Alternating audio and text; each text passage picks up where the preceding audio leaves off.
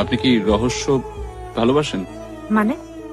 মানে ধরুন আপনার বাকি জীবনটা খুন জোচ্চুরি রাহজানির কিনারায় কেটে গেল, মানে আপনার সঙ্গীর জন্যই আর কি, তাহলে কি আপনার আপত্তি থাকবে?